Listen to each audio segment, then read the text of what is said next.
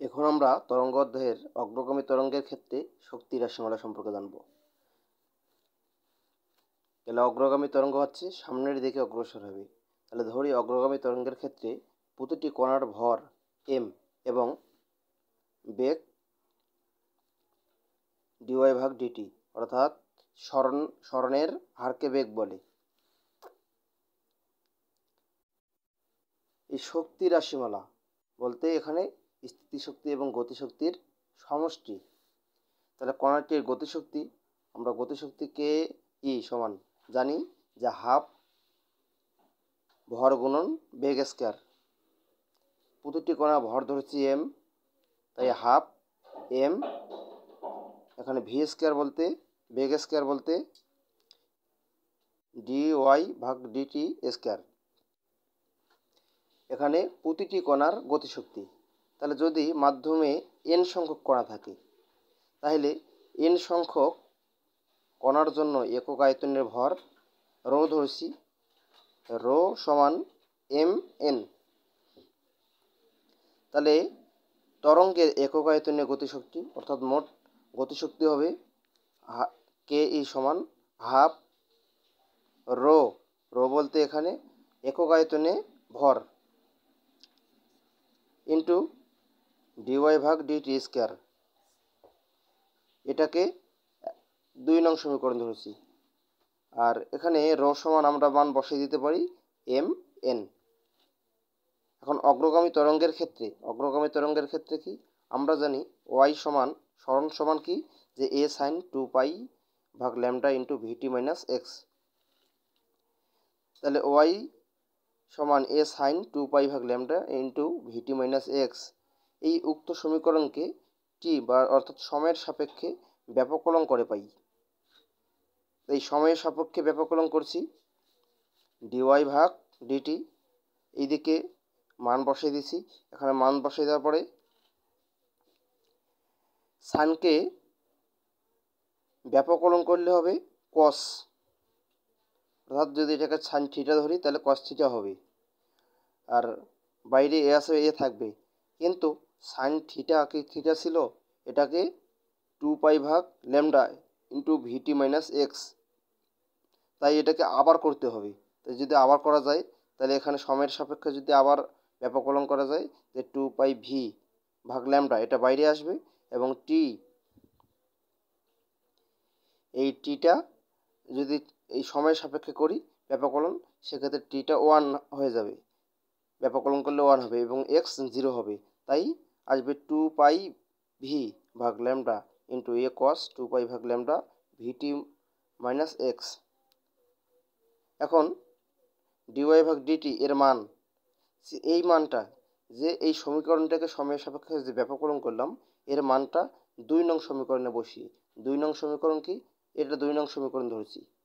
এটাকে আমরা এইভাবেও লিখতে পারি যে উপরেরটাকেও ধরতে পারি 2 নং, কারণ উপরেরটা থেকে নিচেরটা আসছে। এখানে শুধু মান বসাই দিয়েছি। তাহলে এই 2 নং সমীকরণে এই সমীকরণটা দিয়ে আমরা এই মানটা বসাই দেব। তাহলে 2 নং সমীকরণটা ছিল হাফ রো, এখানে রো বলতে মোট ভর, ইন্টু বেগ স্কয়ার।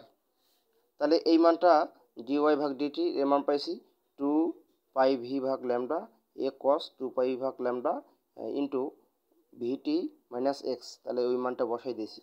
বসাই দেওয়ার পরে এখানে কি আসছে, হাফ রো, রো হচ্ছে মোট ভর, এখানে ঘনত্ব নয়, মোট ভর।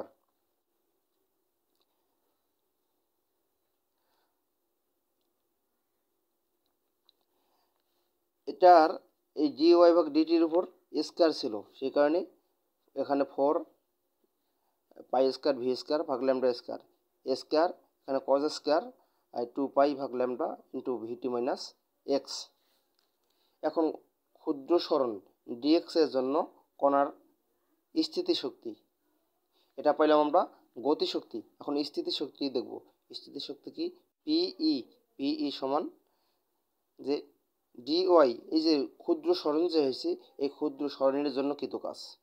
তাহলে ক্ষুদ্র সরণের জন্য কৃত কাজ, এখানে বল গুণন সরণ, আমরা কৃতকাজ সমান জানি যে বল গুণন সরণ, তাহলে মাইনাস আসলো কেন? এখানে বলটা হচ্ছে নেগেটিভ, বলটা নেগেটিভ হওয়ার কারণে মাইনাস, তাহলে বল গুণন সরণ এবং মাইনাস, এই কারণ বলটা হচ্ছে নেগেটিভ। তাহলে বল সমান আমরা কি জানি? আবার বল সমান জানি যে একক আয়তনের ভর, একক আয়তনের ভর গুণন ত্বরণ। তাহলে একক আয়তনে ভর গুণন ত্বরণ, তাহলে ক্ষুদ্র সরণ পাইছি কত? ডিওয়াই, ডিওয়াই সরণটার মান বসাই দিয়েছি। এখানে একক আয়তনে ভর, মোট ভর যেটা ধরেছি সেটা হচ্ছে রো। ত্বরণ কি? ত্বরণ হচ্ছে বেগ বৃদ্ধির হারকে ত্বরণ বলে। তাহলে আমরা বেগ পাইলাম কি? যে ওয়াইটা হচ্ছে সরণের হারকে বেগ বলে, তাহলে বেগ বৃদ্ধির হারকে ত্বরণ বলে। তাহলে সরণের ক্ষেত্রে দুইবার এর সময়ের সাপেক্ষে ব্যবকলন, অর্থাৎ ডি স্কয়ার ওয়াই ভাগ ডিটি স্কয়ার, এটা হচ্ছে ত্বরণ ইন্টু ডি ওয়াই। কিন্তু কি ডিওয়াই ডি স্কয়ার ওয়াই ভাগ ডিটি স্কয়ার সমান, এভাবে আমরা লিখতে পারি, এটা যেহেতু দুইবার ব্যাপককরণ করতে হবে, তাই একবার ব্যাপককরণ করে আমরা পাইছি কি 2 পাই এ ভি ভাগ ল্যামডা কস 2 পাই ভাগ lambda into v t minus x. এটাকে যদি আবার ব্যাপককরণ করা যায় তাহলে হবে যে 2 পাই ভাগ ল্যামডা 2 পাই এ ভি ভাগ ল্যামডা, এটা বাইরে থাকবে। আবার কসটাকে যদি ব্যাপককরণ করা যায়, কসটাকে ব্যাপককরণ করলে মাইনাস সাইন, কিন্তু কস থিটা কি কস থিটাই ছিল, তাহলে এটাকে আবার যদি করা যায় এই পদটাকে, সেক্ষেত্রে হবে 2 পাই ভি। তাহলে এখানে হচ্ছে 2 পাই ইন্টু 2 পাই, তাহলে 2 পাই স্কোয়ার মানে 4 পাই স্কোয়ার ভি স্কোয়ার ভাগ ল্যামডা স্কোয়ার, আর এখানে থাকতেছে, আর এখানে থাকতেছে কি 2 পাই ভাগ lambda into v t minus x.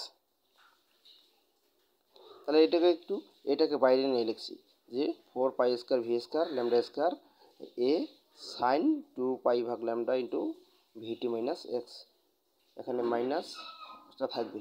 তবে কি? অতএব ওয়াই সরণের জন্য মোট স্থিতিশক্তি কি?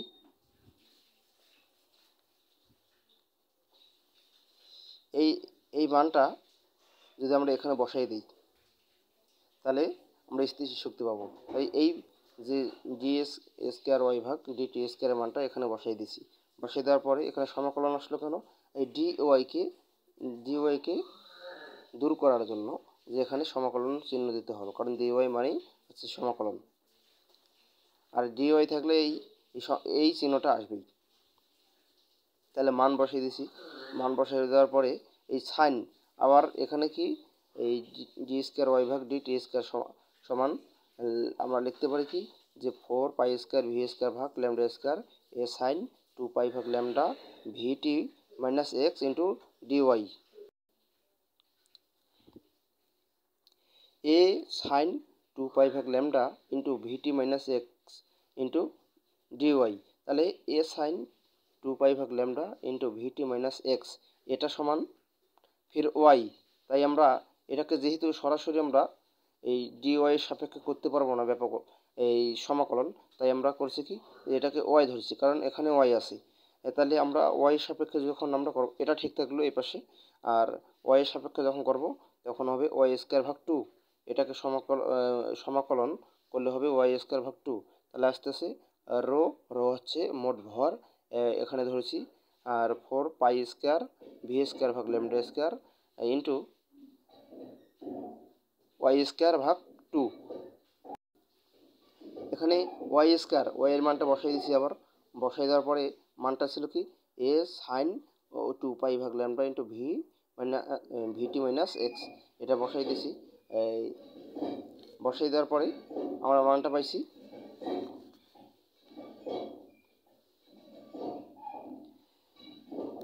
তাহলে হচ্ছে কি 4 পাই স্কোয়ার ভি স্কোয়ার ভাগ lambda square into a square ভাগ 2 সাইন স্কোয়ার 2 পাই ভাগ lambda into v t minus x. তাহলে এখানে আমরা কাটাকাটি এই হাফটা সামনে এনেছি, যে হাফ রো হচ্ছে মোট ভর, এবং 4 পাই স্কোয়ার ভি স্কোয়ার ভাগ lambda square into a square sine square 2 pi ভাগ lambda into v t minus x. তাহলে মোট শক্তি আমরা সমান কি জানি, যে স্থিতিশক্তি প্লাস গতিশক্তি। এই যে গতিশক্তিকে আর এবং স্থিতিশক্তি, তাহলে এই গতিশক্তি আমরা পাইছিলাম কত, এই যে এই মানটা, যে half rho 4 pi square V square a square ভাগ lambda square into cos square 2 pi ভাগ lambda into v t minus x, যে মানটা বসাই দিয়েছি। আবার এই শক্তি পাইছি কি, মোট স্থিতি শক্তি এই পাইছি যে 4/2 lambda square into pi into pi square V square a square, আর এখানে হচ্ছে মোট ভর rho into sine square 2 pi ভাগ ল্যামডা, এই 2 পাই ভাগ ল্যামডা, আর হচ্ছে ভিটি মাইনাস এক্স, এই যে ভিটি মাইনাস এক্স এই মানটা বসাই দিয়েছি। এখন দেওয়ার পরে আমরা কমন নিতে পারি, কাটাকাটি করে এখানে কাটাকাটি করে থাকে 2, এই উপরে থাকে 2, তাহলে আমরা কমন নিতে পারি 2 rho pi square V square into a square ভাগ ল্যামডা স্কোয়ার, নিয়ে যদি উভয় থেকে কমন নিই তাহলে এখানে থাকবে কজ স্কোয়ার 2 পাই ভাগ lambda into v t minus x plus sine square 2 pi ভাগ lambda into v t minus x. তাহলে এখানে যদি 2 পাই ভাগ lambda v into v t minus x এই সম্পূর্ণ পদটাকে যদি আমরা থিটা ধরি, এটাও তাহলে থিটা হবে, তাহলে cos square theta plus sine square theta, অর্থাৎ sine square theta plus cos square theta সমান 1, তাহলে এই মানটা 1। তাহলে আমরা থাকতেছে কি 2 রো, রোটা হচ্ছে মোট ভর, পাই square V square a square ভাগ ল্যামডা স্কোয়ার।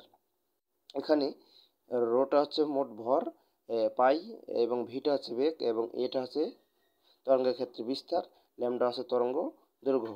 আবার আমরা ভি সমান জানি কি এফ ল্যামডা বা এন ল্যামডা, এনটা হচ্ছে কম্পাঙ্ক, এফটাও কম্পাঙ্ক এফ অথবা এন লেখা যায়। সেক্ষেত্রে আমরা ভি ভাগ ল্যামডা, যদি ভি ভাগ ল্যামডা হয় তাহলে এন হবে, তাহলে এন স্কোয়ার হচ্ছে কম্পাঙ্ক, তাহলে এখানে 2 পাইটা হচ্ছে মোট ভর, আর স্কোয়ার 2 রো পাই স্কোয়ার, রোটা হচ্ছে মোট ভর, এবং এন স্কোয়ার হচ্ছে মোট কম্পাঙ্ক, আর এটা হচ্ছে বিস্তার, তাহলে হচ্ছে 2 rho pi square n square a square. এটাই হচ্ছে নির্ণেয় তরঙ্গের ক্ষেত্রে শক্তির রাশিমালা, এটাই যে অগ্রগামী তরঙ্গের ক্ষেত্রে শক্তির রাশিমালা।